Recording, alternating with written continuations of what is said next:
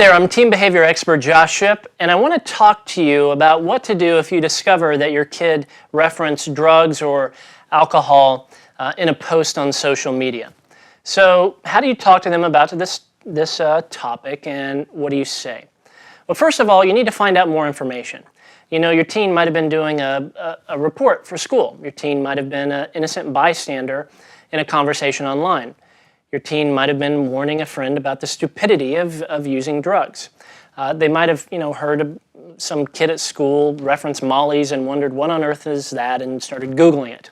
Or your teen might be using drugs. Regardless of which camp you find yourself in, you need to have a conversation and ask clarifying questions. Now, if your teen is using drugs or alcohol, here's what you need to know. I've worked with hundreds of teenagers, and every teen that I've worked with who has experimented with drugs almost always have two things in common. Number one, teen drug users are almost always introduced to drugs, mostly marijuana, in the tween years, meaning between 11 and 12 years old, by a negative influence, right? These negative influences are people who are comfortable around drugs and comfortable using drugs. Now, people who use drugs, even perhaps people who are addicted to drugs, don't like to hang around sober people. So if they find a sober person, someone who's clean, not using drugs, they will do everything in their power to get that other person to join them in using drugs with them. Because for them, it's not much fun to use drugs alone and to be around a sober person.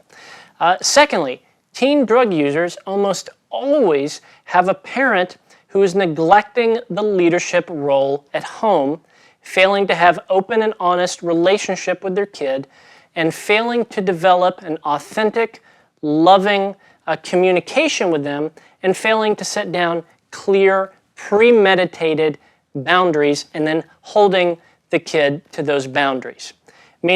Truly out of any of those situations, this is the one common thread that I see with any kid drug addict that I've worked with, is that the parents are loving and wonderful people, but they fail to have clear expectations and boundaries and then actually follow through on those expectations or boundaries. Kids are curious, they're going to want to try to do stuff that's fun, and so if they're in an environment where they can do any and everything, they'll likely dabble in any or everything. So just understand that it's a kid's job to push the boundaries, but it's a parent's job to hold the boundaries. So here are some ideas to help you navigate through this difficult situation.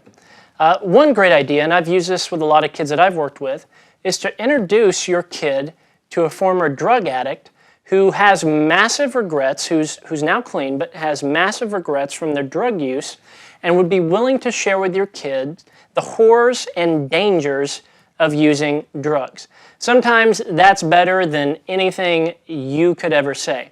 You know, teens learn the least by hearing and the most by experiencing. So consider this like an experiential wake-up call. You could simply call up a local drug counseling center or an AA group, and they can often put you in touch with a recovered addict who can help you out.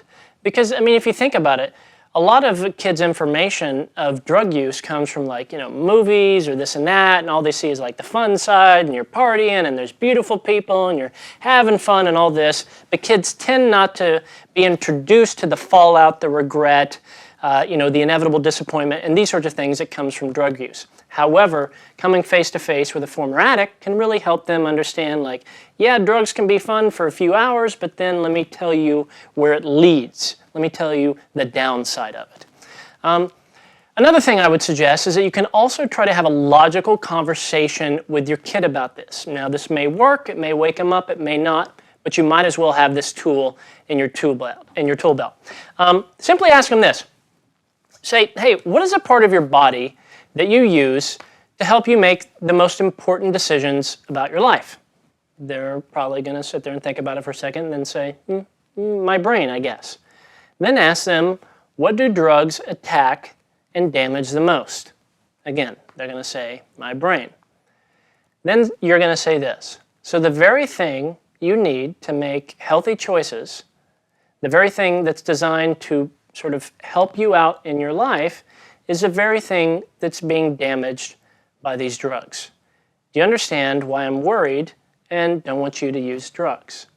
Explain to them that it's not that you want them to not have fun, not that you want your daughter to be a nun and sit at home and not have fun or anything like that.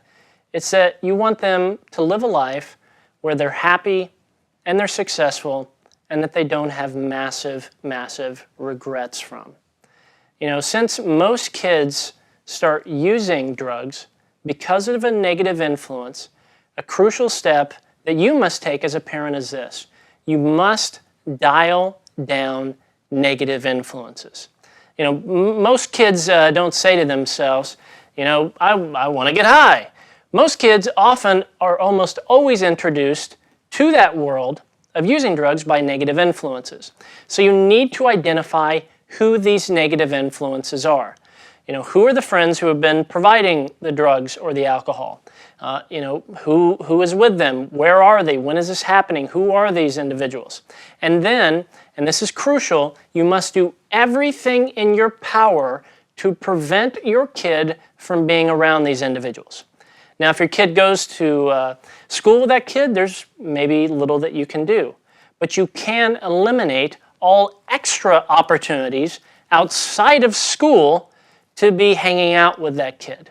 So step one is to dial down the negative influences by structure. Step two is to dial up the positive influences by introducing individuals in your kid's life who can be a positive influence. So suggestions for that, find a mentoring organization within your community like Big Brothers, Big Sisters. Call them up, say, hey, I want to have a positive influence in my kid's life, an older adult mentor who's a positive influence. Make that happen ASAP. Listen, you've got to treat this like an emergency and totally rearrange their life and their influences. It's always easier to sort of stop this cycle the sooner you get to it. So understand, you need to deal with this now or it's only going to get worse. Now let's be honest, you start stepping in saying, hey, you can't hang out with him, you can't hang out with her. At first your kid's not going to be all for it. They're not going to say, gee, thanks Mom and Dad, I really appreciate that. They're likely going to be angry with you. They're likely going to revolt a little bit, call you names, these sorts of things.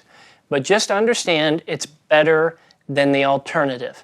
It is better than your kid, yes, maybe initially, experimenting with drugs, but then that experimentation can lead to a true and genuine addiction, which could destroy their life and their potential. Good luck.